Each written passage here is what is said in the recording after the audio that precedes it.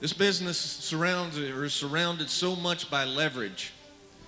And what I mean by that is which segment of production has more leverage at a different time. And if you divide this business into segments starting at the cow-calf sector, stocker operator, feed yard, packer, retailer, ultimately consumer, there's only so much margin per animal to go around to all those segments, isn't there? And each segment's trying to get their biggest piece of the pie. Cow-calf operators have had the big stick over the past few years because you had a commodity that there wasn't enough of. We're going to go through some data today, and I think it's important for us to, or for me to lay the foundation, first of all, as to how we got to where we did when we went through the marketplace like we did in 2000, started in 2013 and went through 2014. I think it's extremely important for us to realize that we made a very major cycle price high in the market in the fall of 2014 regarding calves, feeder cattle, and fed cattle. Our supply situation didn't get as tight through. It was tight from September to May during that time frame. You can see how these prices in all three segments, fed cattle, feeders, and calves, went up with the momentum that it did, and we can see how quickly it's come down as well. The one thing that I did want to show is a longer-term Cattle-Facts fed steer price. This goes from 1970 to present. What you'll see is that there's some long-term trends in there. The black lines that you'll see, these are support and resistance lines. The top of those segments would be resistance, and the bottom is support. And as you can see, as we've gone through time, as we go to a new and higher trading range within the market, a lot of times that old resistance will become your new support. I'm not sure that we're going to be able to hold the new levels that we went to and started in the middle of 2013 and ended in 2015. That was an area that Cattle-Facts could probably see the writing on the wall in terms of some of the data that we were looking at, and saying that this market is getting a little bit overdone in terms of what the fundamental data would suggest it can attain. But there were some reasons why we got there. But it feels to me like in this scenario that we may have to come back to the levels that we saw through the mid-2000s and have a support level at that dollar type level and resistance towards the 130. That's what we've seen. We're not quite there yet. We've had a spring high of 139.5 basically, and didn't really attain the levels that we thought it could get to. When we look at this in terms of extreme levels, you can see here that in the fall of 2014, we were getting pretty extreme in terms of the leverage situation. The fed price as a percent of retail beef prices, meaning feed yards had a lot of leverage at that time. We see that in 2015, we don't think we're in a recession quite yet. I don't know if we're going there or not, but we know there's been a global economic slowdown, and we know that there's been a U.S. domestic economic slowdown that oil and gas prices are kind of bailing us out of right now. Consumers aren't spending as much on energy prices, and so they have more expendable income than they've been used to over the past several years.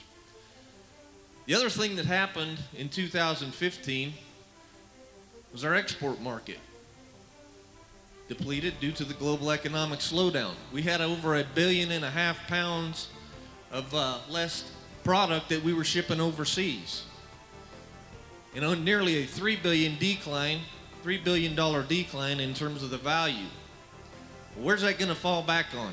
Obviously, it's going to fall back on the producers, isn't it?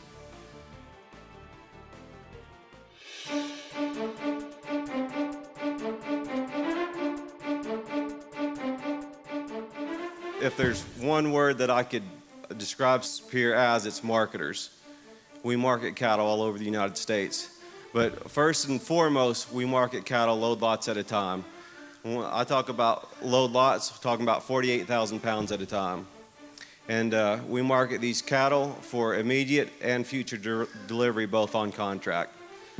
So video auctions are our first option. That's the one where we video the cattle ahead of time, show the video of the cattle are sold for future. delivery or immediate delivery.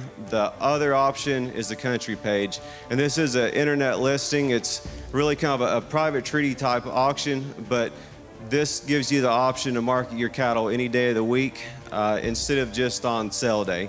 So it allows you to take advantage of the market as it fluctuates throughout the week. And really, this one lets the seller set the asking price. So how this works, you fill out a contract with Superior, describes the cattle just like we would for our regular video auction. Put the breed type, put everything in there, get video of the cattle, and you list the cattle online. Once the cattle are listed online with the video, they're also going to have an asking price on there set by the seller. Now, registered buyers have the option to go on there, and if they bid that asking price, then it's an automatic sale. Now, if they want to bid below the price, they can. And when they bid below the price, the two guys that run the country page, they're going to call and visit with the seller and their rep and see if they don't want to accept the bid from the buyer. Once a buyer places a bid, that bid's valid for 3 business days.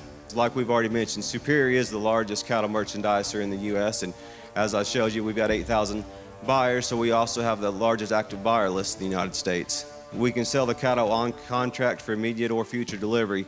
And as Troy showed you earlier, the lull in the market's typically been in October, so a lot of people selling feeder calves take advantage of selling those lighter calves at the beginning of summer and then delivering them in the fall. We've got those established premiums on all our value-added programs. Cattle are sold country fresh, direct from the ranch, so they don't have to be transported anywhere till it's time to ship them to the seller. And the seller also determines the weighing conditions. And the seller does not have the expense of trucking, so all the buyers pay and line up their own trucks. And then, like I said earlier, payment is guaranteed to sellers through Superior's bonded custodial accounts.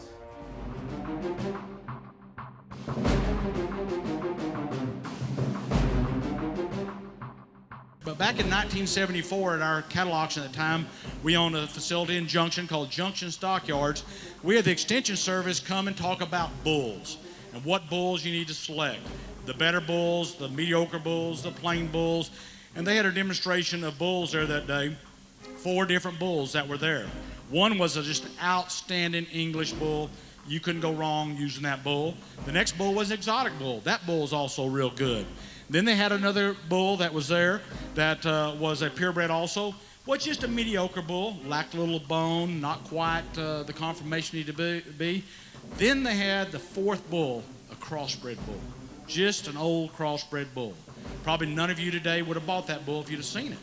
So there's probably 200 and something people sitting in the stands of our auction, and the extension agent gets through all his demonstrations, about 45 minutes about conformation and everything else, temperament.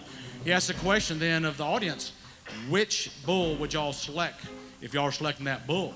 And I'll never forget a gentleman who's passed away named Dudley Harrison, ranches out in Sanderson, Texas. He stood up and he said, I know which bull I'd select. And he said, which one? He said, that old sorry crossbred bull. And they just said, after all what I've gone through, you would only select that bull? He said, yes, sir. That's the only one that will survive out in my country right there.